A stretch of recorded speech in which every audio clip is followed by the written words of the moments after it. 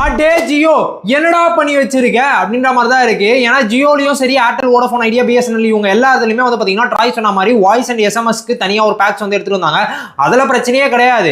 இங்கே ஜியோவில் வந்து பார்த்தீங்கன்னா அந்த வேல்யூ பிளான்ஸ்ன்றது வந்து பார்த்தீங்கன்னா 448 அப்படின்ற இதுக்கு ரீசார்ஜ் பண்ணோம்னா 88 நாளுக்கு நம்மளுக்கு டேட்டா இருக்காது. சரி, டேட்டா வேணும்னா கூட நம்மளுக்கு வந்து பார்த்தீங்கன்னா டேட்டா பூஸ்டரில் போயிட்டு 69 ரூபாயோ இல்லை 139 ரூபா பிளானை ரீசார்ஜ் பண்ணோம்னா அதில் வர 6 ஜிபியோ 12 ஜிபியோ நம்மளுக்கு அந்த பிளான் முடிகிற வரைக்கும் இருக்கும். அப்போ செம்ம யூஸ்ஃபுல்லாக தானே இருக்கும் அப்படின்னு நினைச்சு நம்மள பல பேர் இருப்போம்.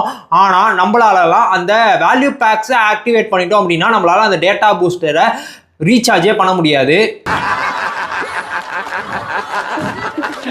சாம்பார் ஆப் எனக்கு.